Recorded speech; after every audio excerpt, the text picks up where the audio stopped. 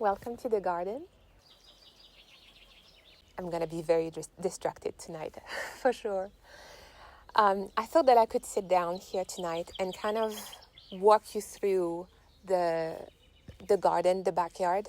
I'm just going to focus on the backyard tonight.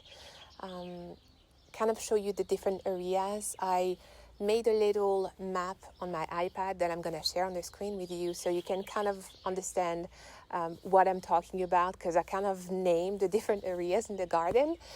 We have the Well of Doom over there. We have the bamboo garden, or the bamboo forest rather, somewhere there. So just for you to visualize where you are on the map.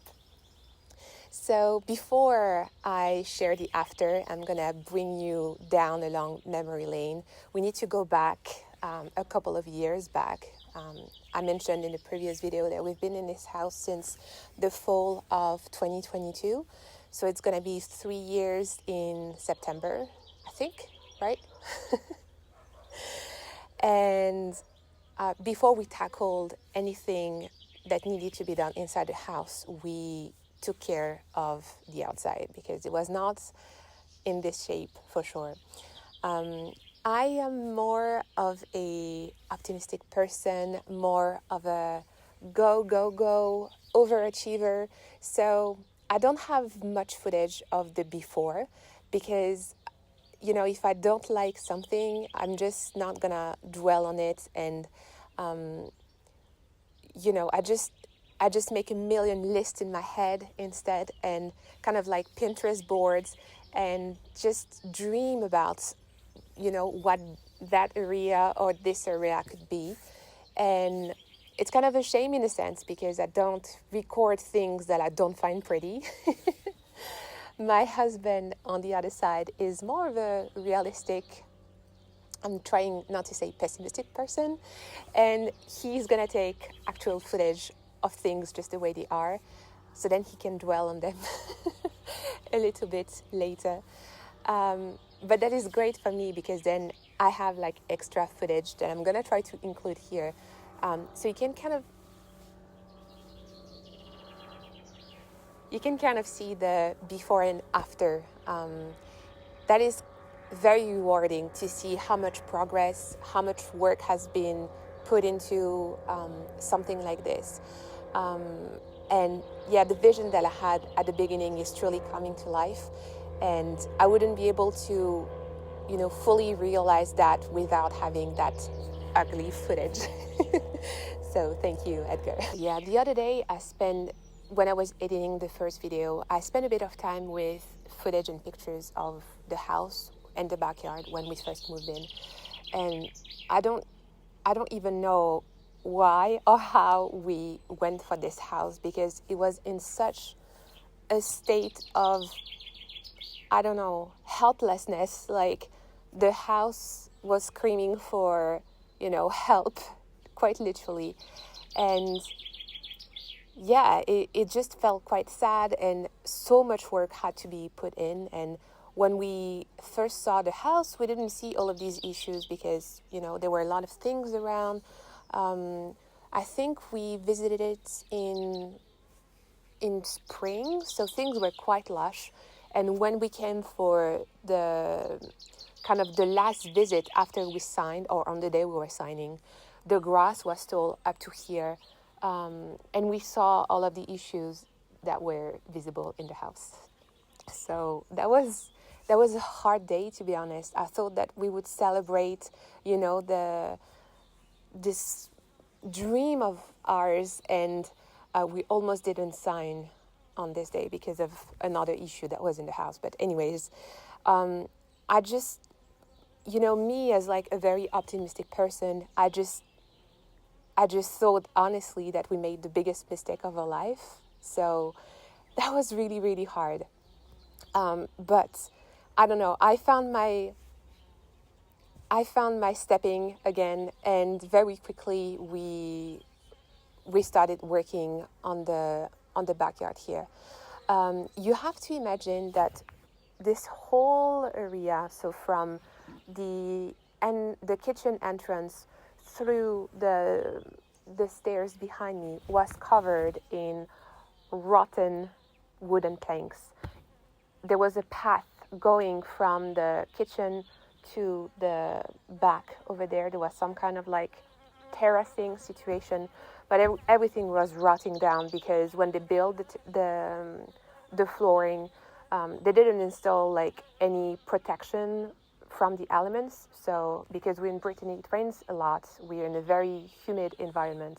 The planks were just rotting away, and we kind of needed to remember which plank was safe to step on, because nails were sticking out and some planks were just falling apart, and we could easily walk through them quite literally. And at the time we had a 3-year-old daughter, so one of the first things that we did was to dismantle everything, just to be safe. So we dismantled all of that. Right on your right, so right in front of the kitchen, was a building that was also on the verge of collapsing because of rotten beams inside. The inside was filled with old windows, tiles, like pipes, gravels, like any project that the previous owners tackled. Any leftovers from these projects were left inside instead of like bringing them to recycling, for instance. They just left everything here. And so at first we thought that we could save the building and do something with it, but because we wanted to maximize the space that we have, the land, we ended up just demolishing it completely to get access to even more gardening space. After that was done, we realized that I think it's called the bordering wall, the wall that separates us from the neighbors, it was like a dry stone wall, and we couldn't see that because the building was in front of it. But there was a 16-meter long wall that was separating us from the neighbors. It was collapsing on our side of the property. So that had to be tackled as well, because we still had a 3-year-old daughter that couldn't play in that area.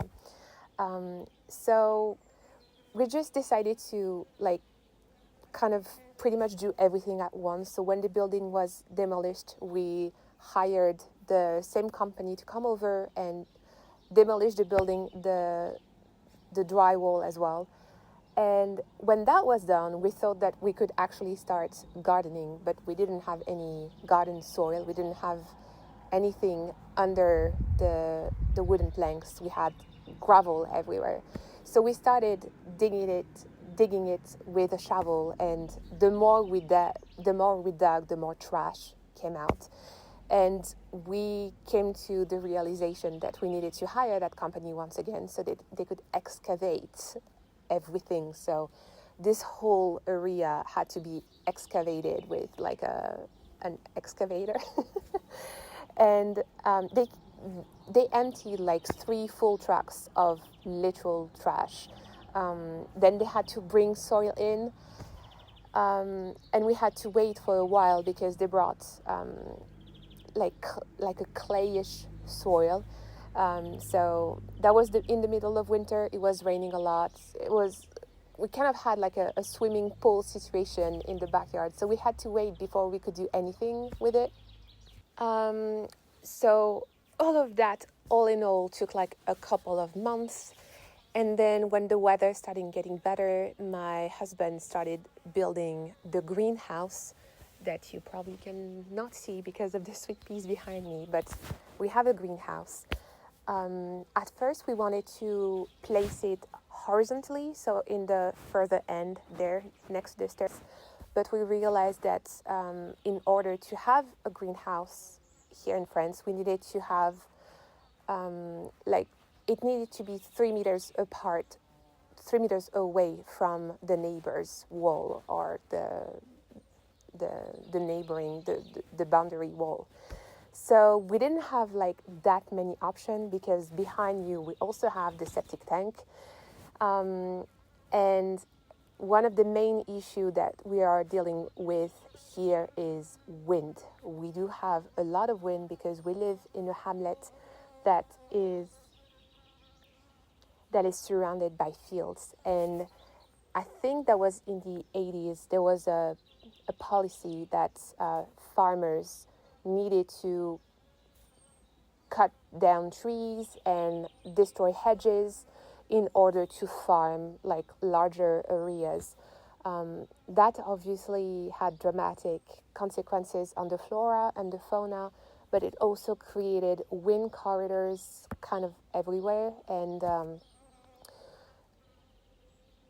yeah, like now we are facing very, very strong, probably because of, the whole climate not knowing what it needs to do anymore. But we're prone to having like very strong southwest winds.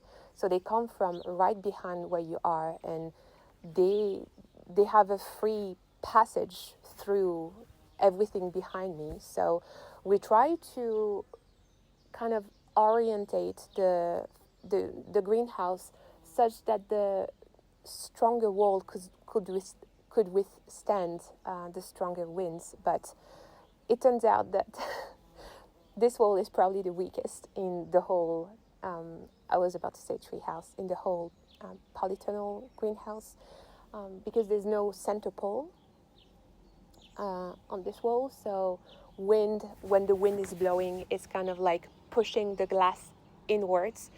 And because the greenhouse has individual windows, if there's only one window that blows away, then the wind goes through and it creates like a whirlwind, like a mini tornado inside of the greenhouse, and then any glass can pop out and kind of explode everywhere. So yeah, we've had like many instances in the winter when we had to go out in the middle of the rain with children at home, try to hold on to the greenhouse so then it doesn't collapse. So it's quite stressful. It's quite stressful. I would not recommend you to getting this greenhouse if you live in an area that is very windy, that's for sure. I don't know if we would have positioned the greenhouse a different way, if it would have helped at all. I don't know. But let's say that the greenhouse is great when we don't have extreme conditions. We are very, very pleased with this greenhouse. Last year we were able to harvest so many tomatoes. We had food throughout the winter. We grew so many like mustard greens, Asian mustards, bok choy. Yeah, it was just wonderful. So I'm so grateful for this greenhouse. Don't get me wrong. So after the greenhouse was built, and that was really hard because it's not the building itself that was difficult, it was the leveling. It's very important for a greenhouse to be leveled, and because our soil the ground was not leveled, it was kind of very difficult to manually level the greenhouse. So we tried our best. It's not perfect, but yeah, it is what it is. We had to start somewhere, and I also kind of had to stop my husband at some point because otherwise he would still be building the greenhouse. So after that was done, I wanted to have raised beds because prior to gardening here, we had an allotment garden in the town that we used to live in. And one of the main issues that we were dealing with was voles. And I knew that I didn't want to deal with that here. We have plenty of them already in the orchard, and they are slowly starting to come here because we're making it homey, so they want to be part of this. So yeah, we installed raised beds. In total, we have, I think, 10 or 11. And we put fencing underneath, so hopefully that's gonna prevent voles from creating nasty little galleries inside and preventing all of the beautiful plants from establishing. So we have one long on the back of the greenhouse, one in front, and one on the side. And it's very nice to kind of follow the greenhouse like this, because the area behind me is very shaded, so it's great for the sweet peas. Salads at the bottom, they kind of got devoured by the slugs, but any like brassica is going to be great there, because it's not going to bolt too quickly with the heat. We have potatoes right in the sun, and in the back we have zucchinis. So yeah, we're trying to understand the ecosystem of this whole area. The several raised beds that we have, we're kind of rotating things. We do kind of always have beetroots. Last year was a huge squash year, and as I told my husband that I didn't want to have any squash in the raised beds because they take so much of the space. But we had spontaneous squashes, probably from seeds that we left last year. So we have like a few squashes in the raised beds, but the other squashes are kind of scattered around because it takes so much space. So they're in different areas around the garden. I'm gonna try to include some footage to show you where they are. But yeah, I'm kind of gonna try to show you more closely what we have at the minute. We've already harvested potatoes from one of our beds. We got our first zucchini last week. It was not that big, but when I put it on the scale, it was more than 500 grams. So that was very satisfying. We ate it that very same evening in a delicious salad with sweet peas, potatoes, some mayonnaise. It was delicious. So I can't wait for the next one. She's still still too little, but I'm watering her quite a bit in the hopes that I'm going to be able to devour her very soon.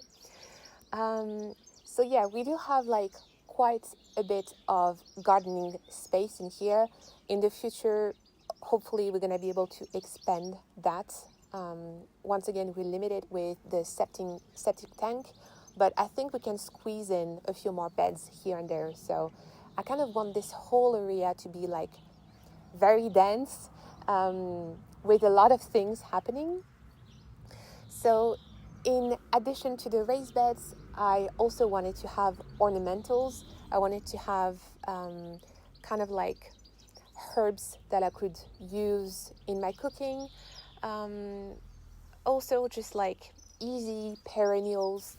And of course, my husband is obsessed with fig trees. So whenever we go somewhere and he can get a little cutting, he will get a cutting. So I will have to ask him exactly how many different species of fig we have here. We have some in pots, we have some in soil. I would say 30 different ones. So we have some in here.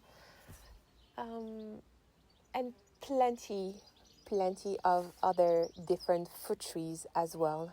We planted them kind of closer to the house, so then they wouldn't create any sort of shade for the garden. They're mostly located next to the Mediterranean garden, as I like to call it, because all of these trees, they lack heat, and the gravel is creating a microclimate because the heat of the day is accumulating on the rocks, and then it's kind of being diffused throughout the night. So we do have like grapes. I think we have a peach over here. Plenty of figs here. We have a few fedras. And yeah, we have plenty behind. And I'm going to show you like all of the fig trees that we have in pots around. It's kind of ridiculous. Whenever my mom comes over, she's kind of worried that we're going to end up with a fig forest around here. But we're going to manage the trees, we're not going to let them grow super, super tall. The goal is to be able to eat different varieties of figs throughout the fruiting season. Fruits are getting more and more expensive, veggies are getting more and more expensive, so we are lucky to be in a climate that is very mild. We're in zone 8B, so it doesn't freeze pretty much at all. We might have frost in January or February for a couple of days, but that's it. Other than that, it stays mild. So nature is kind of waking up early. It goes to sleep like quite late in the season. So we're very, very lucky in that regards. I'm probably going to have to do like a second part because I feel like I've been talking forever, and I'm just talking about like the potager area, but we have like the Well of Doom there, and we have other areas. So maybe we're just gonna stick to the potager in this video, and I'm gonna kind of show you the other areas later. One other thing that we did after removing the collapsing drywall that I talked about earlier was to rebuild a concrete block wall that was just so ugly, so gray. So I painted it kind of a dark gray, which is the same color as the greenhouse, and it's going to be the same color as our like kitchen window. We're kind of redoing this area next month, so it's gonna be like that same dark gray. So I painted the wall also because it is kind of capturing the heat. So all of the walls around the property are painted in this color. I had a lot of fun last summer painting everything. Yeah, one of the main addition that we did here lately was to add bamboos because the wall that we built with the neighbors is quite short. We were not sure what kind of fencing we could put on top of it. So yeah, we were debating on, using like a wooden fence, but because of, once again, living in such a humid environment, we didn't know how it would turn out in a couple of years. So eventually we decided that we could actually plant bamboo. So we went ahead and selected a non-invasive bamboo. That specific type of bamboo is called gansu. It's the breed or the type of bamboo is gansu, and it is about 2.5 to 3 meters tall. So it's not too tall, and it's gonna bush out quite a bit. So it's gonna give us like that privacy that we wanted to have. Luckily for us, at the minute we don't have neighbors living in front of us, but that might change in the future. So hopefully by the time if people move in front of us, the bamboos will be tall enough to protect us. In another video that is gonna come very soon for sure, I'm gonna kind of show you the other areas of the garden. The potager is like the main area, but we have areas in the back that we want to landscape, areas in front of it where we have the septic tank that we want to landscape as well. We just finished doing the south-facing facade of the house, so now we're gonna be able to landscape the front of the house as well. So that's in the pipeline for whenever we have plants to put in the soil. We are trying to save cost and replicate plants that we already have. So everything is taking a lot of time because we taking cuttings from plants that we have and trying to multiply them to, we love the plants that we already have. So we kind of want to keep the same pattern, the same scheme throughout the garden for consistency. So yeah, I'm looking forward to showing you more of this, to taking you along on this beautiful journey that I dreamed on for I don't even know how long. I remember vividly that was sometime 12, 14 years ago when I was watching River Cottage and Tales from the Green Valley on my computer and dreaming of one day being able to grow my own food. So yeah, I'm so happy to be here today and have the privilege and luck of doing this. So, yeah.